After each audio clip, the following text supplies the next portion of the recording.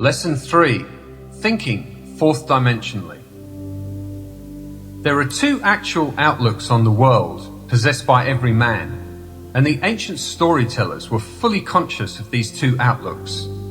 They called one the carnal mind and the other the mind of Christ.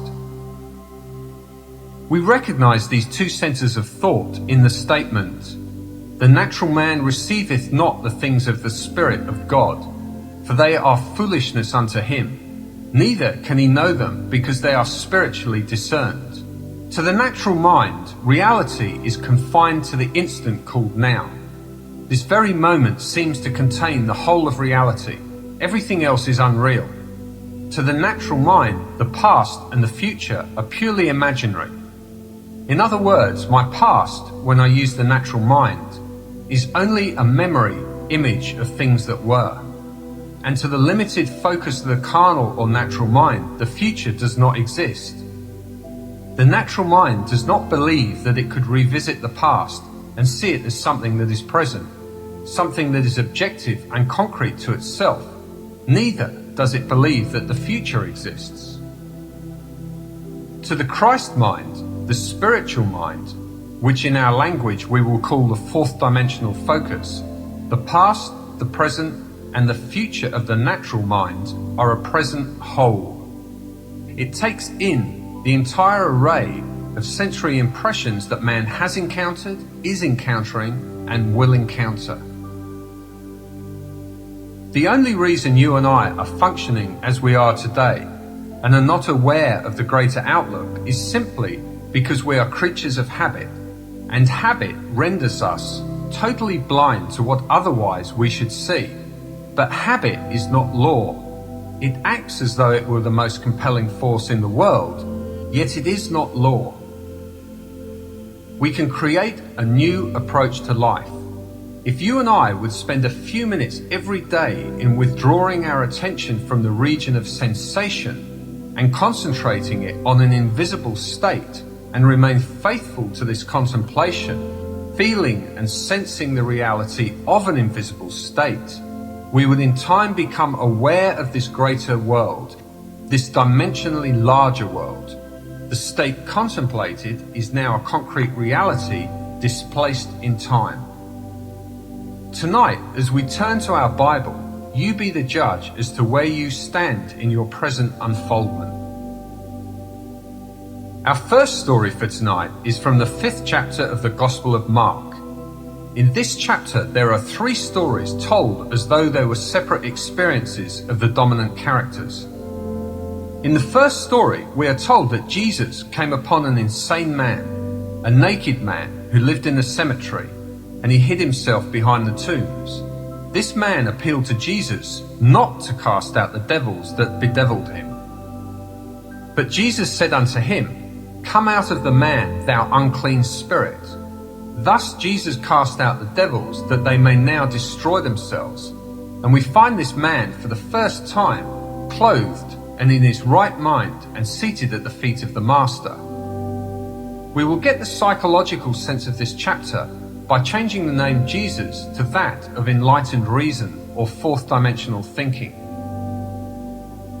As we progress in this chapter, we are told that Jesus now comes upon the high priest whose name is Jairus. And Jairus, the high priest of the synagogue, has a child who is dying. She is 12 years old, and he appeals to Jesus to come and heal the child. Jesus consents, and as he starts towards the home of the high priest, a woman in the marketplace touched his garment. And Jesus, immediately knowing in himself that virtue had gone out of him, turned him about in the press and said, "Who touched my clothes?" The woman, who was healed of an issue of blood that she had had for 12 years, confessed that she had touched him. And he said unto her, "Daughter, thy faith hath made thee whole. Go in peace." As he continues towards the home of the high priest, he is told that the child is dead and that there is no need to go to resurrect her. She is no longer asleep, but is now dead. As soon as Jesus heard the word that was spoken, he saith unto the ruler of the synagogue, "Be not afraid, only believe." And when he was come in, he saith unto them, Why make ye this ado, and weep? The damsel is not dead, but sleepeth. With this the entire crowd mocked and laughed.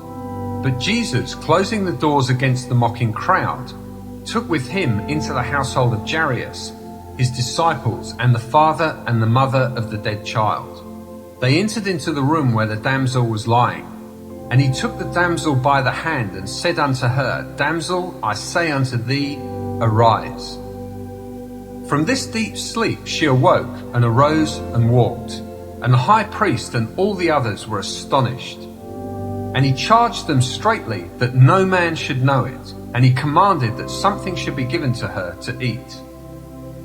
You are this very night, as you are seated here, pictured in this 5th chapter of Mark.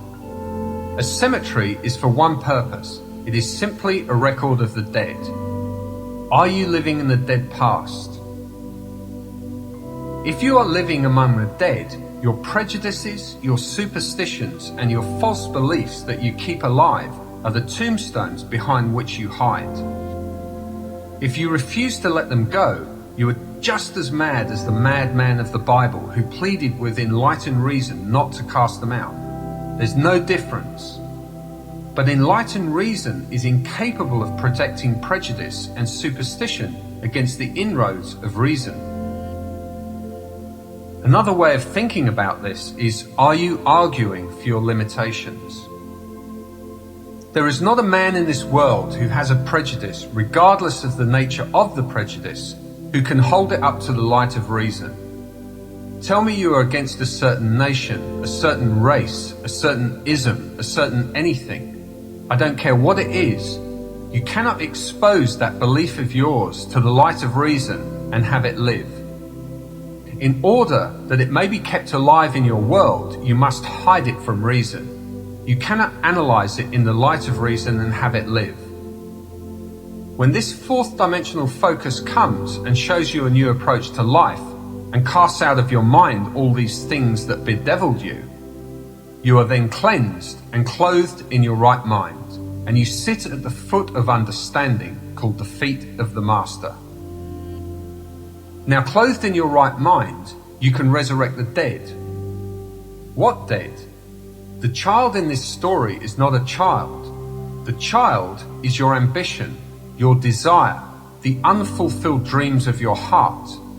This is the child housed within the mind of man. For as I've stated before, the entire drama of the Bible is a psychological one. The Bible has no reference at all to any person who ever existed, or any event that ever occurred upon earth.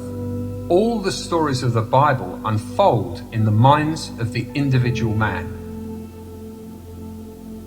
In this story, Jesus is the awakened intellect of man. When your mind functions outside of the range of your present senses, when your mind is healed of all the former limitations, then you are no longer the insane man, but you are this presence personified as Jesus, the power that can resurrect the longings of the heart of man. You are now the woman with the issue of blood. What is this issue of blood? A running womb is not a productive womb. She held it for 12 years. She was incapable of conceiving. She could not give form to her longing because of the running of the issue of blood. You are told her faith closed it. As the womb closes, it can give form to the seed or idea. As your mind is cleansed of your former concept of self, you assume that you are what you want to be, and remaining faithful to this assumption, you give form to your assumption or resurrect your child. You are the woman cleansed of the issue of blood, and you move towards the house of the dead child. The child, or state you desired, is now your fixed concept of yourself. But now, having assumed that I am what I formerly desired to be, I cannot continue desiring what I am conscious of being. So I do not discuss it. I talk to no one concerning what I am. It is so obvious to me that I am what I wanted to be, that I walk as though I were. Walking as though I am what I formerly wanted to be, My world of limited focus does not see it and thinks I no longer desire it. The child is dead within their world, but I, who know the law, say, the child is not dead. The damsel is not dead, but she sleepeth. I now awaken her. I, by my assumption, awaken and make visible in my world what I assume. For assumptions, if sustained, invariably awaken what they affirm. I close the door. What door? The door of my senses. I simply shut out completely all that my senses reveal. I deny the evidence of my senses. I suspend the limited reason of the natural man and walk in this bold assertion that I am what my senses deny.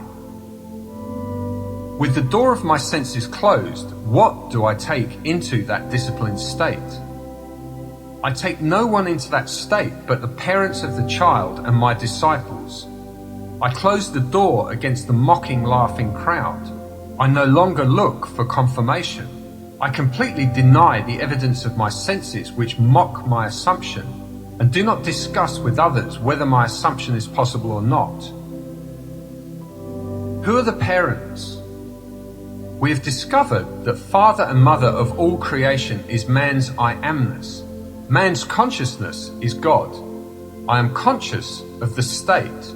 I am the father and mother of all my ideas, and my mind remains faithful to this new concept of self. My mind is disciplined. I take into that state the disciples, and I shut out of that state everything that would deny it. Now the child, unaided by a man, is resurrected. The condition which I desired and assumed that I had becomes objectified within my world and bears witness to the power of my assumption. You be the judge. I cannot judge you. You are either living now in the dead past, or you are living as the woman whose issue of blood has been stanched. Could you actually answer me if I asked you the question? Do you believe now that you, without the assistance of another, need only assume that you are what you want to be to make that assumption real within your world? Or do you believe that you must first fulfill a certain condition imposed upon you by the past, that you must be of a certain order or of a certain something? I'm not being critical of certain churches or groups, but there are those who believe that anyone outside of their church or group is not yet saved. I was born a Protestant. You talk to a Protestant, there is only one Christian, a Protestant. You talk to a Catholic, why there is nothing in the world that is a Christian but a Catholic. You talk to a Jew, and the Christians are heathens and the Jews are the chosen. You talk to a Mohammedan, Jews and Christians are the infidels. You talk to someone else, and all these are the untouchables. It does not matter to whom you talk, they are always the chosen ones. If you believe that you must be one of these in order to be saved, you are still an insane man hiding behind these superstitions and these prejudices of the past, and you are begging not to be cleansed. Some of you say to me, do not ask me to give up my belief in Jesus the man, or in Moses the man, or in Peter the man. When you ask me to give up my belief in these characters, you are asking too much. Leave me these beliefs because they comfort me. I can believe that they lived upon earth and still follow your psychological interpretations of their stories. I say, come out of the dead past, come out of that cemetery and walk, knowing that you and your Father are one, and your Father, whom men call God, is your own consciousness. This is the only creative law in the world. Of what are you conscious of being? Although you cannot see your objective with the limited focus of your three-dimensional mind, you are now that which you have assumed you are. Walk in that assumption and remain faithful to it. Time in this dimension of your being beats slowly, and you may not, even after you objectify your assumption, remember there was a time when this present reality was but an attitude of mind. Because of the slowness of the beat of time here, You will often fail to see the relationship between your inner nature and the outer world that bears witness to it. You be the judge of the position you now occupy in this 5th chapter of Mark. Are you resurrecting the dead child? Are you still in need of having that womb of your mind closed? Is it still running and therefore cannot be fertile? Are you now the insane man living in the dead past? Only you can be the judge and answer these questions. Now we turn to a story in the 5th chapter of the Gospel of John. This will show you how beautifully the ancient storytellers told of the 2 distinct outlooks on this world. One, the limited 3-dimensional focus, and the other, the 4th dimensional focus. This story tells of an impotent man who is quickly healed. Jesus comes to a place called Bethsaida, which by definition means house of 5 porches. On these 5 porches are unnumbered impotent folk, lame, blind, halt, withered, and others.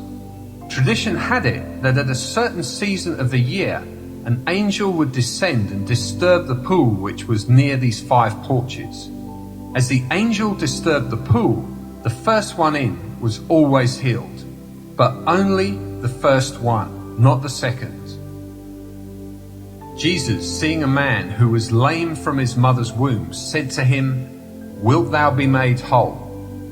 The impotent man answered him, "Sir, I have no man, when the water is troubled, to put me in the pool, but while I am coming, another steppeth down before me." Jesus saith to him, "Rise, take up thy bed and walk."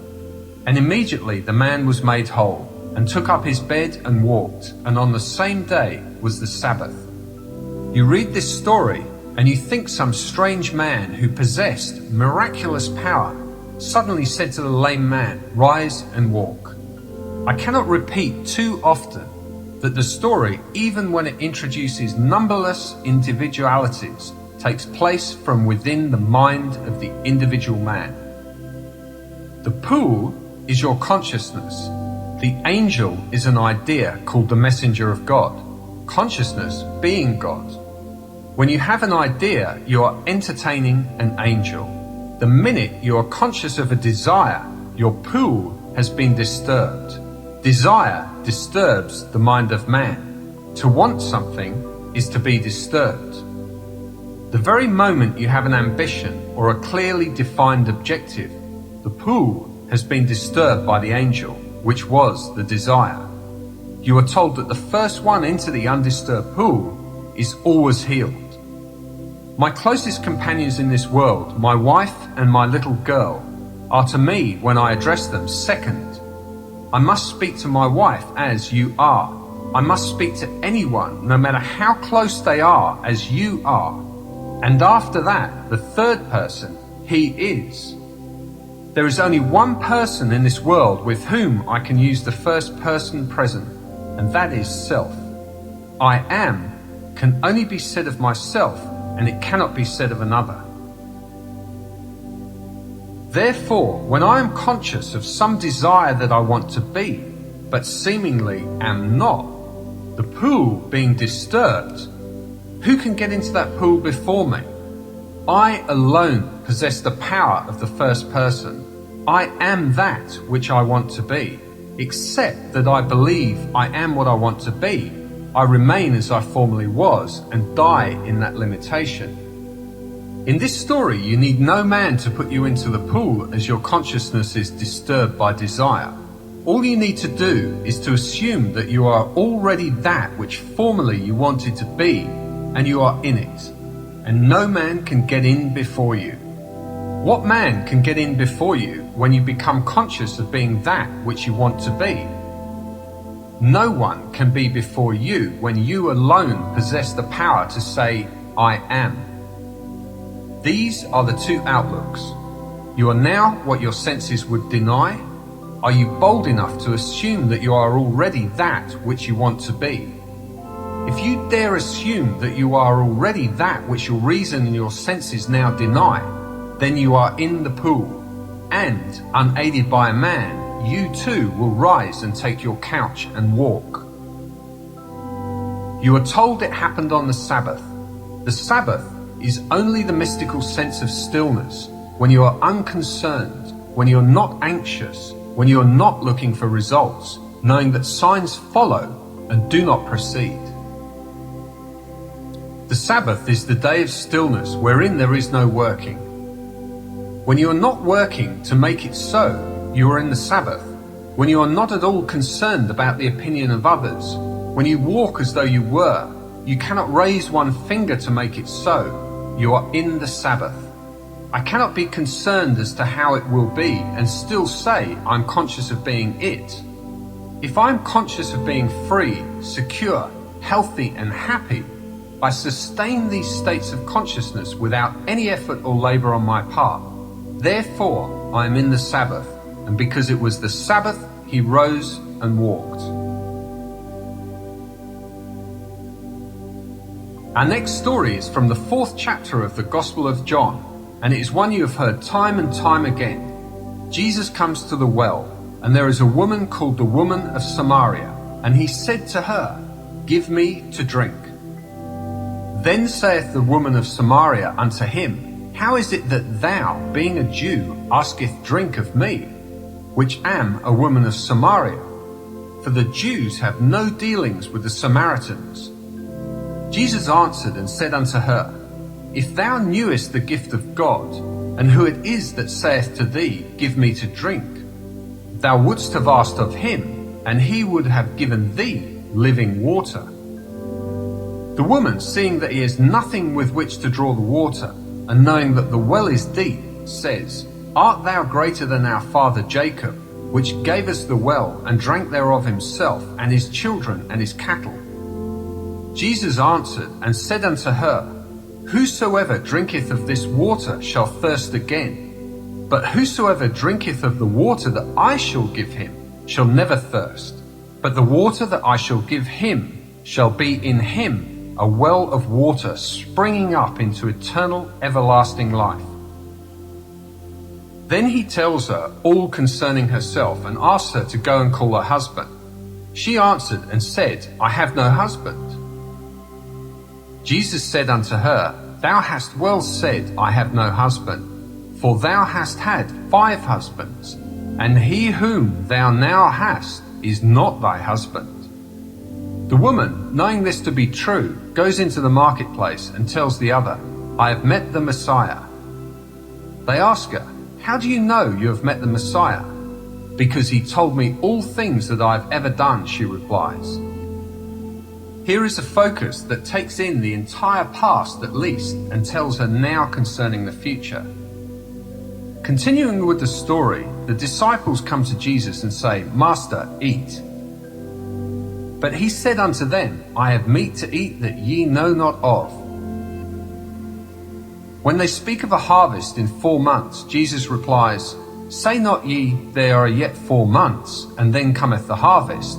Behold, I say unto you, lift up your eyes and look on the fields, for they are white already to harvest.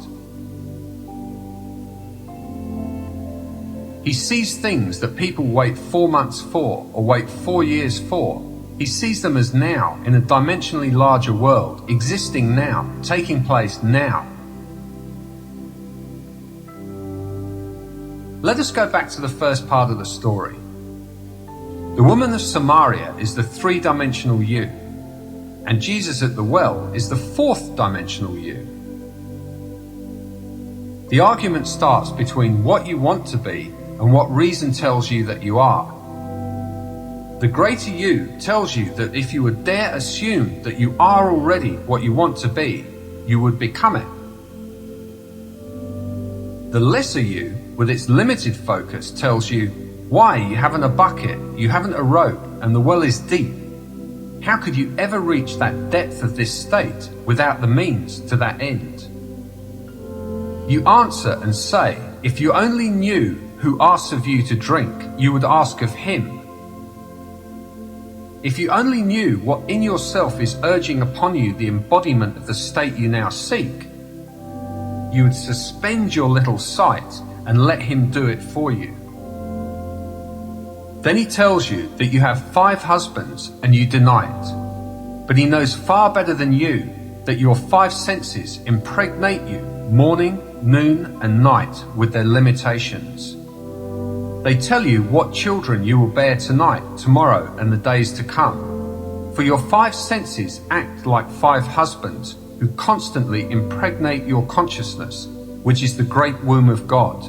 And morning, noon, and night they suggest to you and dictate to you that which you must accept as true. He tells you the one you would like to have for your husband is not your husband. In other words, the 6th has not yet impregnated you. What you would like to be is denied by these 5, and they hold the power. They dictate what you will accept as true. What you would like to accept has not yet penetrated your mind and impregnated your mind with its reality. He whom you call your husband is really not your husband. You are not bearing his likeness. To bear his likeness is proof that you are his wife. At least you have known him intimately. You are not bearing the likeness of the 6th. You are only bearing the likeness of the 5. Then one turns to me and tells me all that I've ever known. I go back in my mind's eye, and reason tells me that all through my life I've always accepted the limitations of my senses. I've always looked upon them as fact, and morning, noon, and night I've borne witness to this acceptance. Reason tells me that I've only known these 5 from the time I was born. Now I would like to step outside the limitation of my senses, but I've not yet found within myself the courage to assume I am what these 5 senses would deny that I am. So here I remain, conscious of my task, but without the courage to step beyond the limitations of my senses and that which my reason denies. He tells these, I have meat ye know not of. I am the bread that droppeth down from heaven. I am the wine. I know what I want to be, and because I am that bread, I feast upon it. I assume that I am, and instead of feasting upon the fact that I am in this room talking to you and you are listening to me, and that I am in Los Angeles, I feast upon the fact that I am elsewhere, and I walk here as though I were elsewhere, and gradually I become what I feast upon. Let me give you 2 personal stories. When I was a boy, I lived in a very limited environment in a little island called Barbados. Feed for animals was very, very scarce and very expensive because we had to import it. I'm one of a family of 10 children, and my grandmother lived with us, making 13 at the table. Time and again, I can remember my mother saying to the cook in the early part of the week, I want you to put away 3 ducks for Sunday's dinner. This meant that she would take from the flock in the yard 3 ducks and coop them up in a very small cage and feed them, stuff them, morning, noon and night with corn and all the things she wanted the ducks to feast upon. This was an entirely different diet from what we regularly fed the ducks, because we kept those birds alive by feeding them fish. We kept them alive and fat on fish because fish were cheap and plentiful, but you could not eat a bird that fed upon fish, not as you and I like a bird. The cook would take the 3 ducks, put them in a cage, and for 7 days stuff them with corn, sour milk and all the things we wanted to taste in the birds. Then, when they were killed and served for dinner, 7 days later, they were luscious, milk-fed, corn-fed birds. But occasionally, the cook forgot to put away the birds, and my father, knowing we were having ducks and believing that she had carried out the command, did not send anything else for dinner, and 3 fish came to the table. You could not touch those birds, for they were so much the embodiment of what they fed upon. Man is a psychological being, a thinker. It is not what he feeds upon physically, but what he feeds upon mentally that he becomes. We are the embodiment of that which we mentally feed upon. Now those ducks could not be fed corn in the morning and fish in the afternoon and something else at night. It had to be a complete change of diet. In our case, We cannot have a little bit of meditation in the morning, curse at noon, and do something else in the evening. We have to go on a mental diet. For a week, we must completely change our mental food. Whatsoever things are true, whatsoever things are honest, whatsoever things are just, whatsoever things are pure, whatsoever things are of good report, if there be any virtue, and if there be any praise, think on these things. As a man thinketh in his heart, so is he. If I could now single out the kind of mental food I want to express within my world and feast upon it, I would become it. Let me tell you why I'm doing what I am doing today. It was back in 1933 in the city of New York, and my old friend Abdullah, with whom I studied Hebrew for 5 years, was really the beginning of the eating of all my superstitions. When I went to him, I was filled with superstitions. I could not eat meat. I could not eat fish. I could not eat chicken. I could not eat any of these things that were living in the world. I did not drink. I did not smoke, and I was making a tremendous effort to live a celibate life. Abdullah said to me, "I'm not going to tell you you're crazy, Neville, but you are, you know. All of these things are stupid." But I could not believe that they were stupid. In November 1933, I bade goodbye to my parents in the city of New York as they sailed for Barbados. I'd been in this country 12 years with no desire to see Barbados. I was not successful, and I was ashamed to go home to successful members of my family. After 12 years in America, I was a failure in my own eyes. I was in the theatre and made money one year and spent it the next month. I was not what I would call by their standards, nor by mine, a successful person. Mind you, when I said goodbye to my parents in November, I had no desire to go to Barbados. The ship pulled out, and as I came up the street, something possessed me with a desire to go to Barbados. It was the year 1933. I was unemployed and had no place to go except a little room on 75th Street. I went straight to my old friend Abdullah and said to him, "Ab, the strangest feeling is possessing me. For the first time in 12 years, I want to go to Barbados." "If you want to go, Neville, you have gone," he replied. That was very strange language to me. I'm in New York City on 72nd Street, and he tells me I've gone to Barbados. I said to him, "What do you mean I've gone, Abdullah?" He said, "Do you really want to go?" I answered, "Yes." He then said to me, "As you walk through this door now, you're not walking on 72nd Street. You're walking on palm-lined streets, coconut-lined streets. This is Barbados.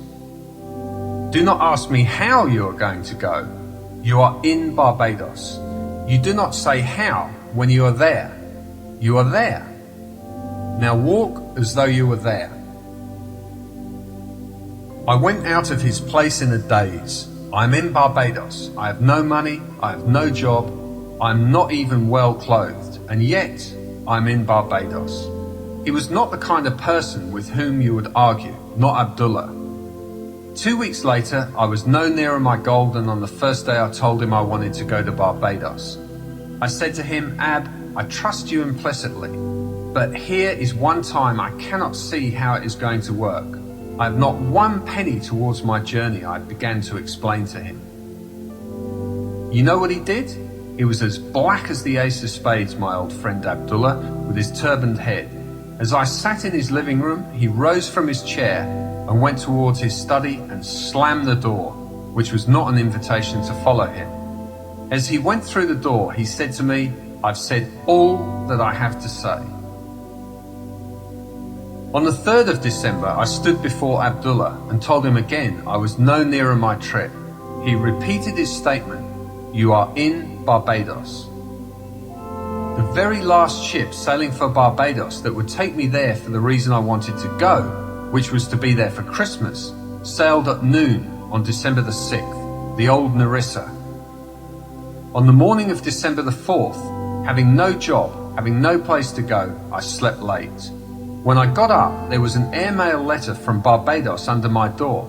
As I opened the letter, a little piece of paper flickered to the floor. I picked it up and it was a draft for $50.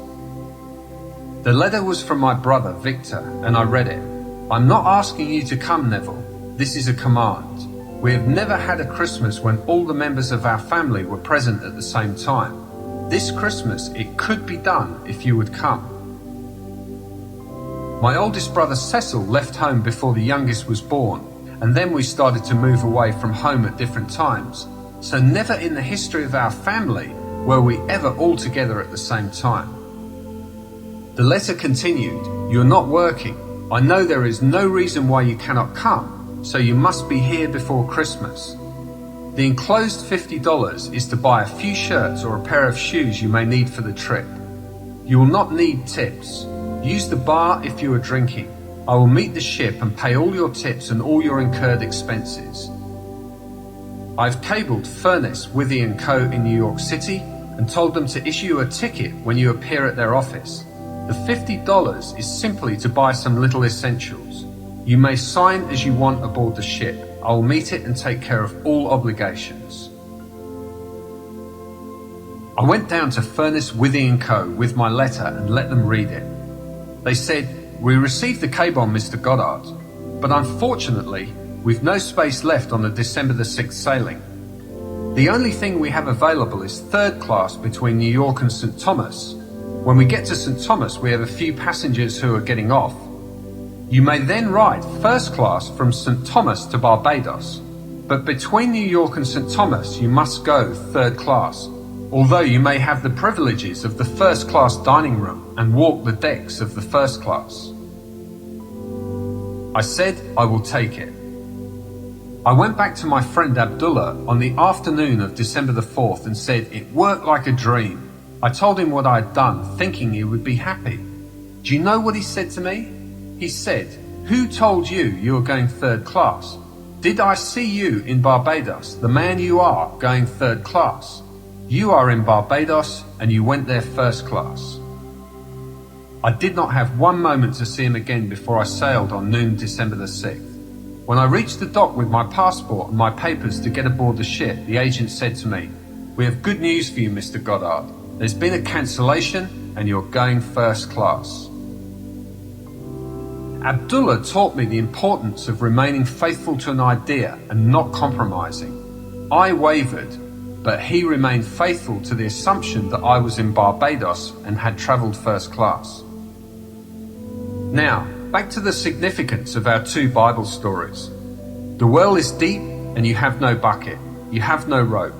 It is 4 months to the harvest and Jesus says, "I have meat to eat ye know not of. I'm the bread of heaven." Feast on the idea. Become identified with the idea as though you were already that embodied state. Walk in the assumption that you are what you want to be.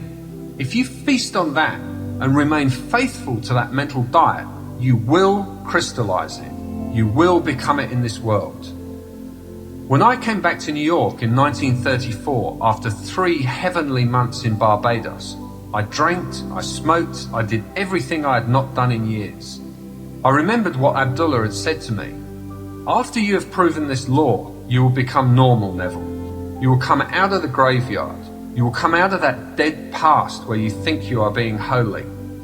For all you're really doing, you know, you're being so good, Neville, you're good for nothing."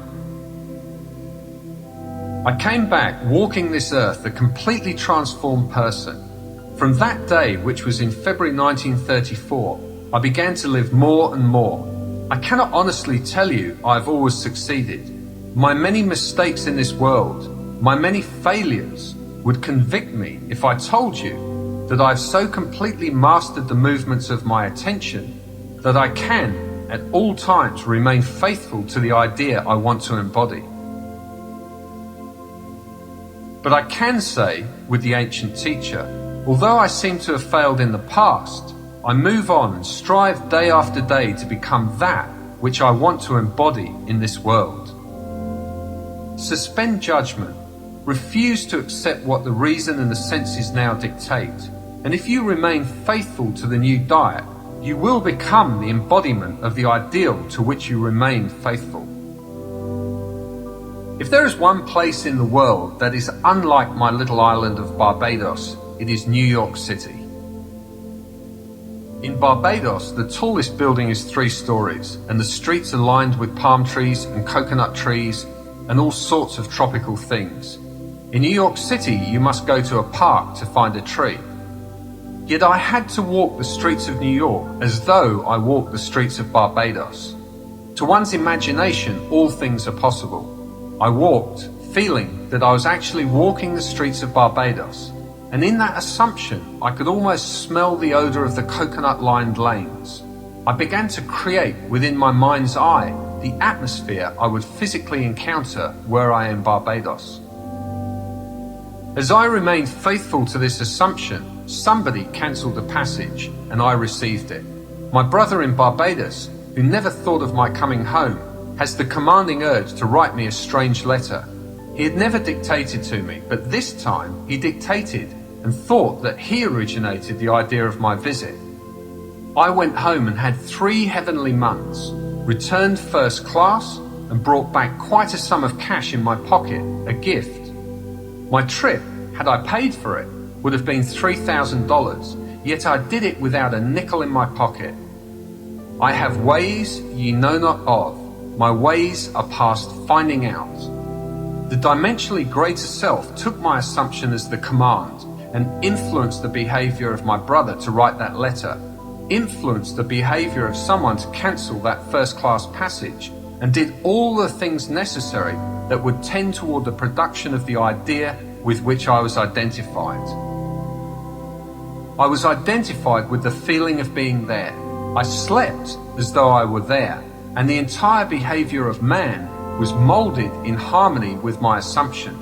I did not need to go down to Furnace Withy & Co. and beg them for a passage, asking them to cancel someone else who booked first class.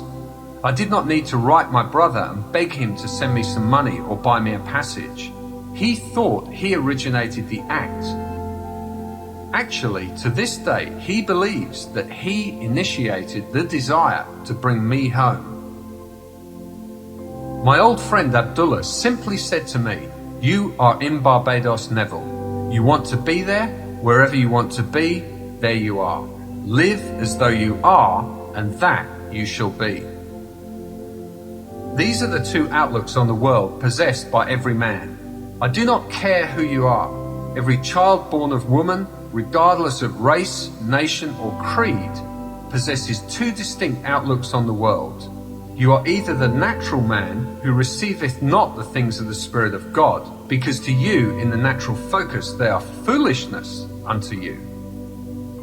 Or you are the spiritual man who perceiveth things outside of the limitations of your senses, because all things are now realities in a dimensionally larger world. There is no need to wait 4 months to harvest. You are either the woman of Samaria or Jesus at the well. You are the man waiting on the 5 porches for the disturbance and someone to push him in.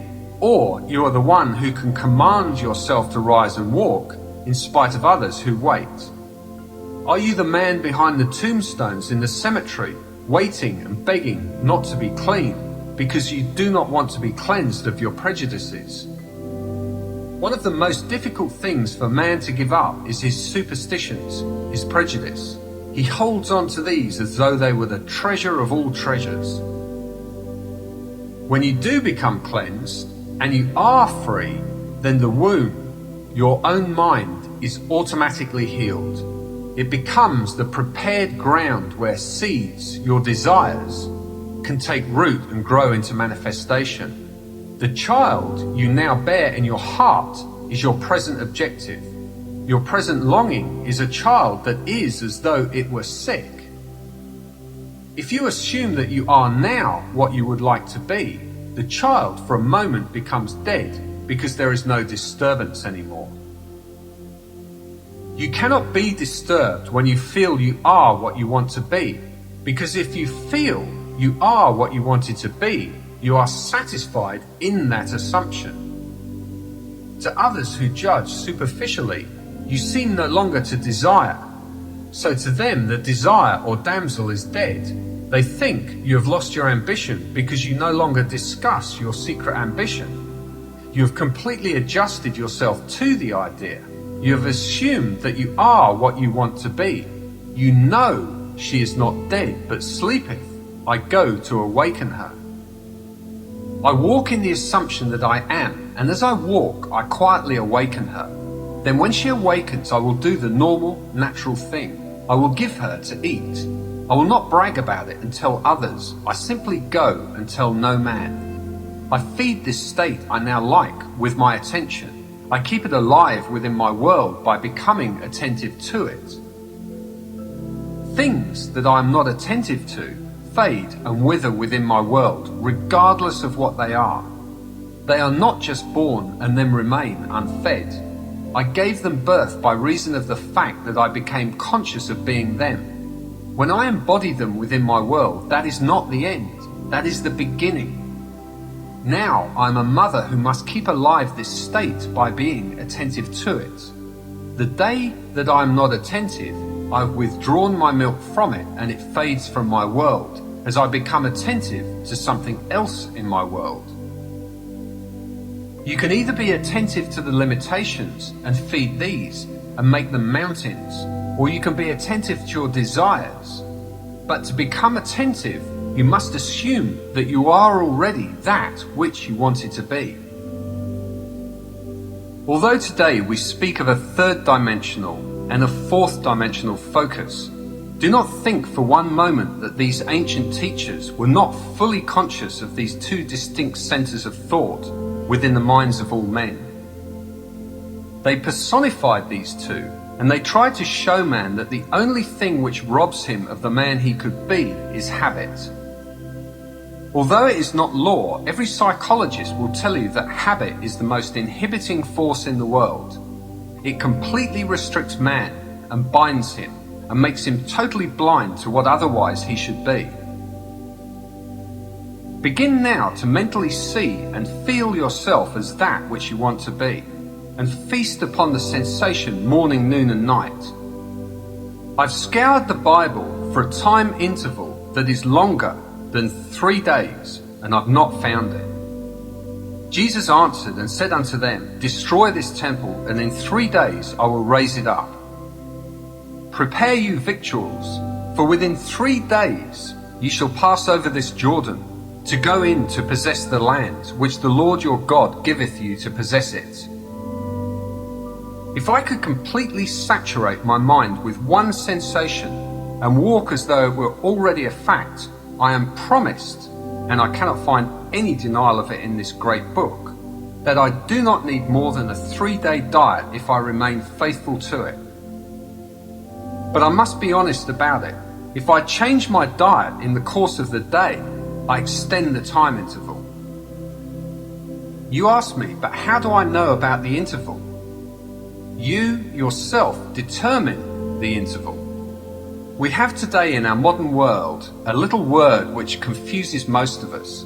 I know it confused me until I dug deeper. The word is action. Action is supposed to be the most fundamental thing in the world. It is not an atom, it is more fundamental. It is not a part of an atom like an electron. It is more fundamental than that. They call it the fourth dimensional unit. The most fundamental thing in the world is action. You ask, what action? Our physicists tell us that it is energy multiplied by time. When we become confused and say, energy multiplied by time, what does that mean? They answer, there is no response to a stimulus, no matter how intense the stimulus, unless it endures for a certain length of time. There must be a minimum endurance to the stimulus or there is no response. On the other hand, there is no response to time unless there is a minimum degree of intensity. Today, the most fundamental thing in the world is called action, or simply energy multiplied by time. The Bible gives it as 3 days. The duration is 3 days for response in this world. If I would now assume I am what I want to be, and if I am faithful to it and walk as though I were, the very longest stretch given for its realization is 3 days. If there is something tonight that you really want in this world, then experience in imagination what you would experience in the flesh were you to realize your goal, and deafen your ears and blind your eyes to all that denies the reality of your assumption. If you would do this, you would be able to tell me before I leave this city of Los Angeles that you have realized what was only a wish when you came here. It will be my joy to rejoice with you in the knowledge that the child, which was seemingly dead, is now alive. This damsel really was not dead, she was only asleep. You fed her in the silence because you have meat that no one else knows of. You gave her food and she became a resurrected living reality within your world. Then you can share your joy with me and I can rejoice in your joy. The purpose of these lessons is to remind you of the law of your own being, the law of consciousness. You are that law. You were only unconscious of its operation. You fed and kept alive the things you did not wish to express within this world. Take my challenge and put this philosophy to the test. If it does not work, you should not use it as a comforter. If it is not true, you must completely discard it. However, I know it is true. You will not know it until you try either to prove or disprove it. Too many of us have joined isms, and we are afraid to put them to the test because we feel we might fail. And then, where are we? Not really wanting to know the truth concerning it, we hesitate to be bold enough to put it to the test. You say, I know it would work in some other way. I do not really want to test it. While I have not yet disproved it, I can still be comforted by it. Now do not fool yourself. Do not think for 1 second that you are wise. Prove or disprove this law.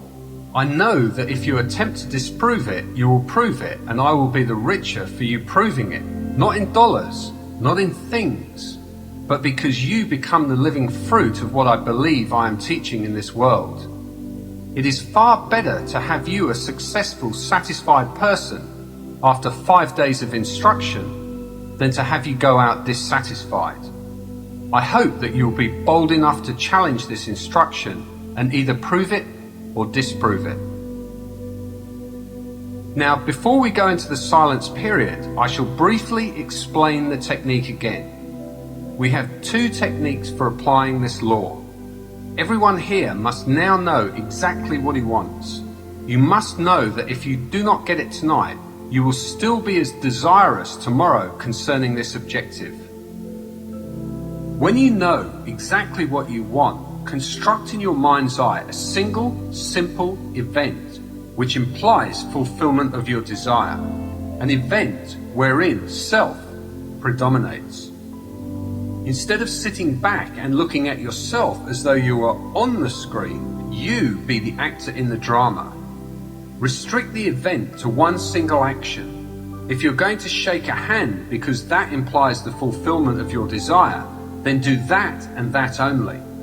Do not shake hands and then wander off in your imagination to a dinner party or to some other place. Restrict your action to simply shaking hands and do it over and over again until that handshake takes on the solidity and the distinctness of reality. If you feel you cannot remain faithful to an action, I want you now to define your objective and then condense the idea, which is your desire, into a single phrase, a phrase which implies fulfillment of your desire. Some phrase such as, "Isn't it wonderful?" Or, if I felt thankful because I thought someone was instrumental in bringing my desire to pass, I could say thank you and repeat it with feeling over and over again like a lullaby until my mind was dominated by the single sensation of thankfulness. We will now sit quietly in these chairs with the idea which implies fulfillment of our desire condensed to a single phrase or to a single act. We will relax and immobilize our physical bodies. Then let us experience in imagination the sensation which our condensed phrase or action confirms. If you imagine yourself shaking another person's hand, Do not use your physical hand. Let it remain immobilized. But imagine that housed within your hand is a more subtle, more real hand, which can be extracted in your imagination. Put your imaginary hand into the imaginary hand of your friend who stands before you and feel the handshake. Keep your physical body immobilized even though you become mentally active in what you are now about to do. Now we will go into the silence.